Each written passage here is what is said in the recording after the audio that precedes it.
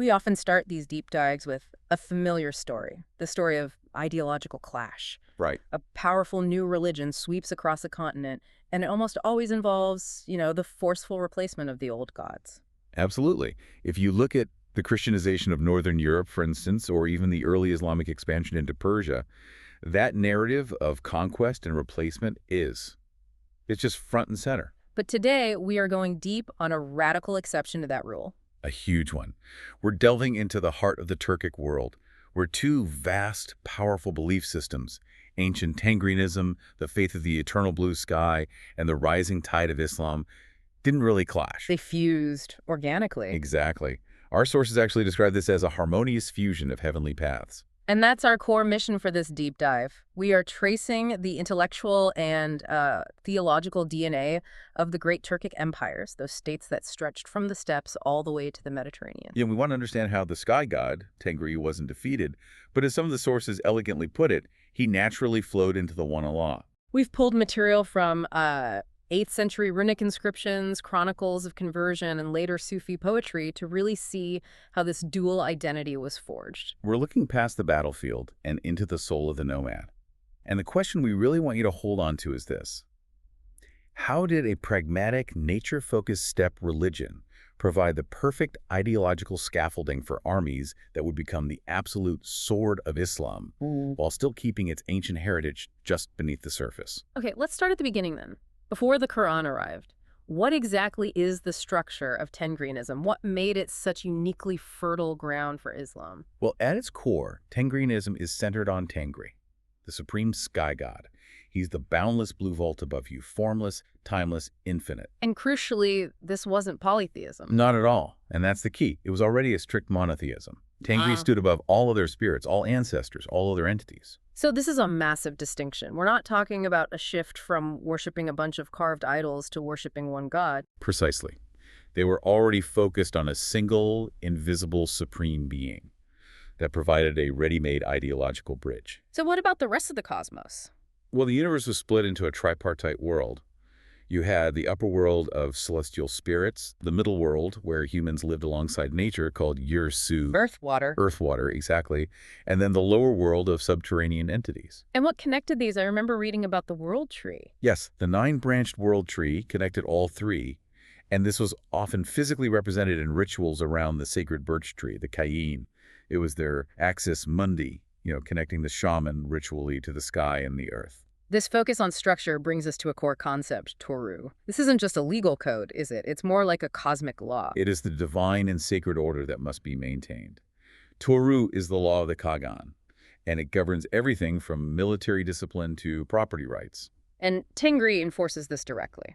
Directly, immediately, and often brutally. If a Kara-Khanin was weak or unjust, he could expect swift punishment from the sky. We're talking droughts, military defeats. Or even a lightning strike for an oathbreaker. Exactly. The ultimate divine accountability. Which leads us to the Kagan himself.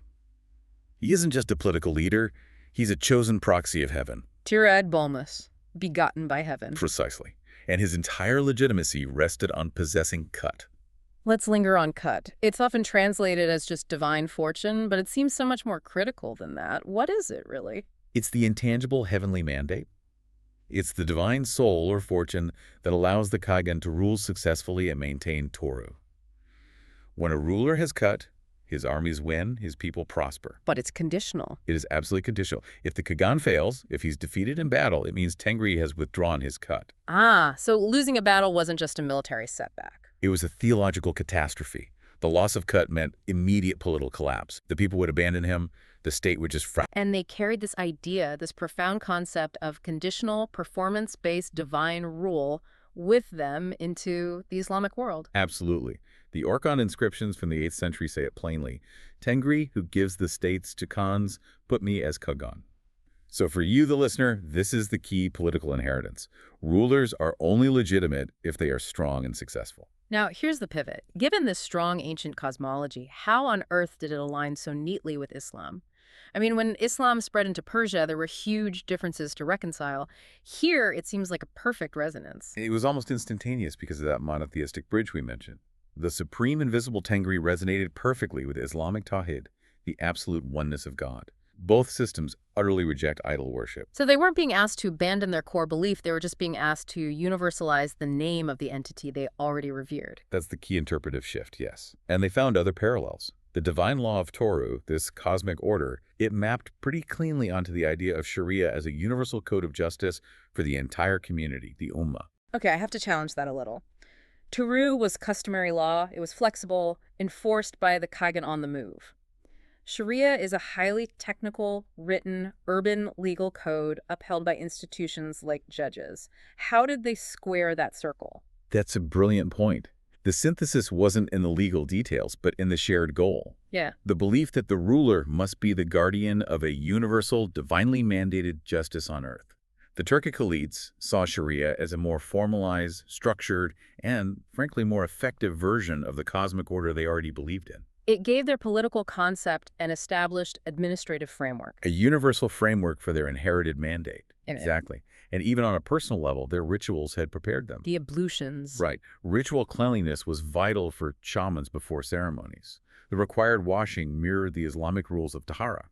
It was a familiar practice given a new religious meaning. But despite these parallels, the first contacts in the 8th century were violent. This wasn't a peaceful transition from day one. Oh no.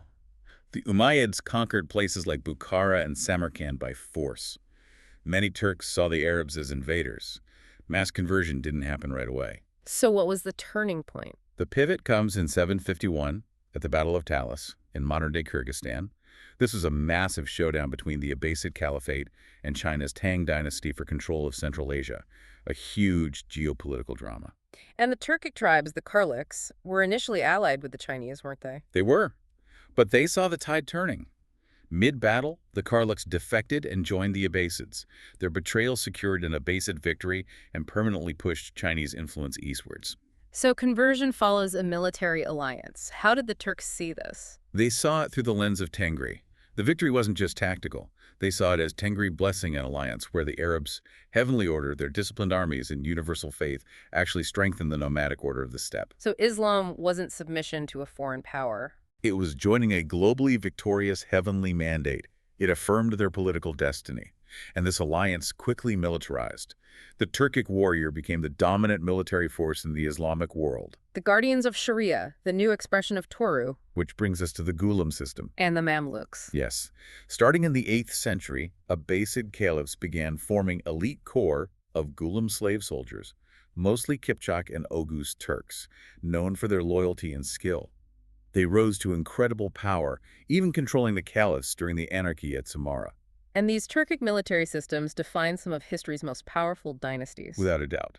The Ghaznavids, founded by the Mamluk Satuk Bughra Khan, Sultan Mahmud launched 17 raids into India, and of course the Egyptian Mamluks. Who were the ultimate expression of this synthesis? They really were. Largely Kipchaks, they became masters of Egypt and Syria, and they achieved what no one else could. They decisively defeated the Mongol Golden Horde at Ain Jalut in 1260. They saved the Islamic heartlands. Their success validated the entire ideal, the disciplined warrior enforcing cosmic order. Now, Islamic order, so that's the military side. But we look at the political side, we have to talk about the Kara-Khanids. Right, the first Turkic dynasty to convert en masse. The Kara-Khanids are vital because they show how Islam was immediately localized. The legend of their conversion focuses on Satuk Bughra Khan, who converts after a dream and immediately introduces Sharia. But, and this is crucial, they don't just discard their heritage. Not at all. They kept their Turkic titles, Khan and Kagan. They maintained their nomadic lifestyle. They sponsored Turkic literature, blending Islamic wisdom with the old concepts of Turu and Kut. It was a Turkic Islam, built on Turkic foundations. But this all still sounds very top-down. Khans and warriors. How do you reach the masses of nomads on the steppe? You need something more than abstract Arabic theology. That's where Sufism became the critical mystical bridge, and you cannot understand mass conversion in Central Asia without understanding Ahmad Yasawi, the Piri Turkestan. Yasawi. He lived from 1093 to 1166. He's the one credited with making Islam relatable to the steppe. How did he pull that off? Through deep cultural adaptation. He preached in Turkic, not Arabic or Persian. His poetry, the Divani Hikmet, used a meter that was familiar to local shamans.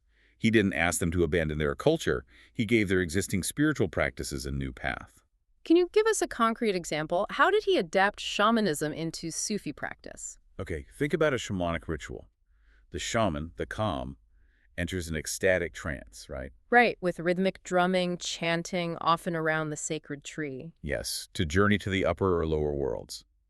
Yasawi replaced this practice with the collective dhikr, the rhythmic remembrance of God. So the collective movement, the chanting, the path to an ecstatic state, all of that was already familiar to them. Exactly. The goal just shifted. Instead of connecting with nature spirits, the goal of the trance became phantomistical union with the divine. Yasawi gave the existing spiritual energy of the steppe a new Islamic direction. And this synthesized fervent zeal is what fueled the great imperial climax, the Seljuks. The Seljuks are the perfect example. They were Oghuz Turks who fused this new localized faith with Gaza, holy war. Their victory at Manzikert in 1071 broke the back of the Byzantine Empire and opened Anatolia to Turkic settlement. And then the ultimate realization of this fusion, the Ottomans. The Ottomans took it to the grandest possible scale. They saw themselves as heirs to both the ancient steppe mandate and the universal Islamic Caliphate. When Mehmed II captured Constantinople in 1453, he proclaimed himself not just Sultan and Caliph, but also Kaiser-i-Rum. The Caesar of Rome. So they weren't just new Islamic rulers, they were the new Roman emperors and the new Khagans. Their authority blended the ancient Tengricut, that heavenly fortune, with the Baraka, the blessing of the prophet. And this fusion was everywhere, even in their military. The Janissaries. The Janissaries were deeply tied to the Bektashi order, which was a direct descendant of Yasawi's tradition. Before battle, the Janissaries would chant dhikr. So the most disciplined, feared army in the world was spiritually rooted in those nomadic mystical practices from centuries earlier. The nomadic sky god was now fully enshrined within the banner of the global caliphate. What's amazing is that this wasn't just temporary, it defined their identity for centuries. And that's the core takeaway here. Tengrianism didn't die. It didn't even go underground. It blossomed in the Islamic garden. That spirit lives on in flags like Kyrgyzstan's, in the rhythms of Sufi rituals. For the Turkic people, the order of Tengri and Sharia intertwine. So for our greater understanding, Islam wasn't a shackle for the Turkic people, it was a wing. It provided a universal brotherhood, the Ummah, that strengthened their clan solidarity while also validating their ancient belief that they were chosen by the sky to be guardians of cosmic order. But now on a global stage. We spend so much time discussing the clash of civilizations. This deep dive shows a powerful, enduring counterexample, a sustained, harmonious fusion. Which leaves us with a final provocative thought for you, the listener. We've seen how much of the ancient mandate of the steppe warrior, the Tengricut, was integrated into the high politics and spiritual life of empires like the Ottomans. So consider this. How much of ancient cosmology survives? Silent, but integral. Beneath the structure of the world religions you encounter every day. How deep does that ancestral spirit run, even centuries after the name of the high god has changed? The sky still calls, but now it has a new universal name.